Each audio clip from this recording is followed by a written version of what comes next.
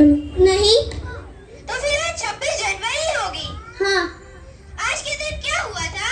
अरे तुम्हें नहीं पता, आज के दिन हमारा संविधान लागू हुआ था। गौरव दिन है। आखिर ये संविधान होता क्या है? जिस तरह से हम सब इतनी सम्मान और आजादी की जिंदगी जी रहे हैं, वह सब किसकी वजह से हुआ है? संविधान की वजह से, संविधान की वजह से।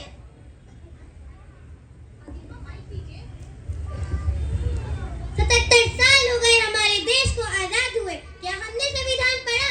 क्या आपने पढ़ा संविधान? नहीं पढ़ा। क्या आपने पढ़ा संविधान? नहीं पढ़ा। क्या आपने पढ़ा संविधान? नहीं पढ़ा, नहीं पढ़ा, नहीं पढ़ा। देखा, किसी ने नहीं पढ़ा संविधान।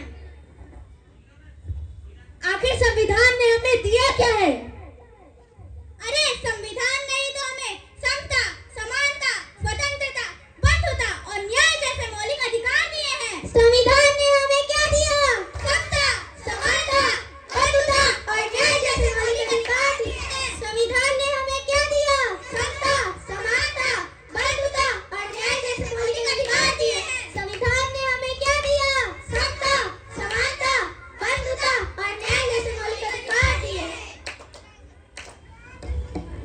ये हमारे किसी काम का नहीं, इसे फेंक देते हैं।